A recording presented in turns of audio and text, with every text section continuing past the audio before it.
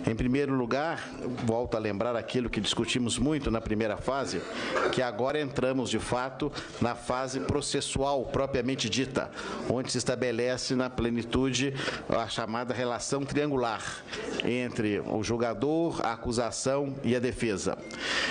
E nós temos, em primeiro lugar, o prazo que já se iniciou no último dia 12 de maio, senhor presidente, quando foi citada a senhora presidente da decisão do plenário do Senado, dando consequência à decisão que havia se tomado anteriormente pela Câmara dos Deputados, no sentido da apresentação da sua defesa, no prazo de 20 dias. Esse prazo se conclui na próxima quarta-feira, dia 1º de junho, os 20 dias contados a partir do dia 12 de maio. Nessa data, nós teremos o recebimento da peça da defesa, onde teremos lá também a apresentação de elementos probatórios sugeridos pela defesa. É bom lembrar, senhoras e senhores, que na peça de acusação trazida pelos denunciantes, nós já temos, inclusive, indicação de algumas testemunhas e da solicitação de documentos apresentados pela acusação. Então, qual que é o trabalho? No momento que nós recebermos a peça da defesa, juntamente com a peça da acusação, e aí, senhor presidente, eu volto a lembrar que os senhores e senhores senadores podem também apresentar pedidos de diligências dos senadores, E aí nós podemos apresentar aqui, já na semana que vem, no dia 2, depois de tudo isso apresentado, o parecer sobre as provas apresentadas para discussão pela comissão. E a partir de então, conforme está colocado, nós vamos iniciar 2 semanas para a fase probatória.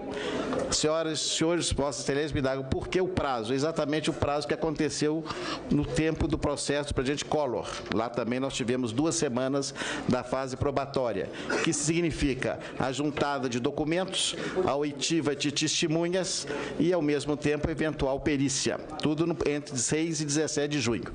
No dia 20, nós teríamos o eventual interrogatório da senhora presidente, caso ela seja necessário, da pessoa da sua excelência ou de seu advogado. Também há uma diferença aqui em relação ao processo do presidente Collor, que à época do presidente Collor, a fase de interrogatório foi inicial. Como de lá para cá tivemos alteração da legislação, essa fase, inclusive por expressa determinação do Supremo Tribunal Federal, passa a ser final nesse momento. Depois nós teríamos os prazos para as alegações escritas dos denunciantes e da denunciada, prazos sucessivos de 15 dias. Depois nós teríamos a leitura do relatório, o relatório da comissão, exatamente com o objetivo de nós caminharmos para a conclusão da pronúncia ou da impronúncia, ou seja, na conclusão que nós tivemos ou não tivemos os elementos probatórios para a constatação do crime de responsabilidade. É bom lembrar, senhor presidente, que esse parecer é muito parecido com o sistema acontecido na primeira fase. Nós apresentamos um parecer que é discutido pela comissão, a comissão o discute, o aprova ou não, e ele vai a plenário do Senado, também é lido e é colocado em discussão e é votado também por maioria simples. É o chamado parecer da pronúncia. Colocamos, então, essas datas que iriam até o início de agosto.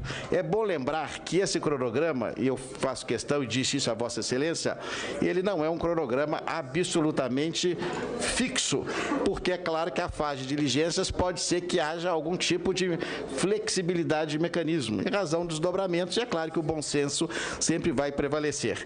E é bom lembrar também que, caso, na hipótese de haver a pronúncia ou a impronúncia, em qualquer hipótese, nós temos que a comissão desaparece, porque se houver a pronúncia e houver o julgamento pelo plenário, já se dará sob a presidência do presidente do Supremo Tribunal Federal, que nesse momento preside o processo, mas preside em grau recursal. Então, essas são as grandes linhas colocadas do cronograma, que, na realidade, menos do que um plano de trabalho, em razão da natureza da matéria, é muito mais uma organização das atividades que o presidente vai convocar às reuniões em razão das provas que vierem a ser solicitadas, quer pela acusação, quer pela defesa e, eventualmente, também pelas senhoras e pelos senhores senadores nesse prazo, e obedecendo, volto a dizer, a defesa, que já está correndo o prazo, as alegações e depois o parecer do relator. Então, apesar de parecer complexo, é relativamente simples o que nós teremos nessa segunda fase. Então, em linhas gerais, claro, à disposição das senhoras e senhores para os plenos esclarecimentos, é essa proposta que se coloca aqui, se baseando de maneira muito objetiva naquilo que ocorreu no processo, digamos que foi o processo original, ou que dá amparo, que foi o processo ao tema do presidente Collor.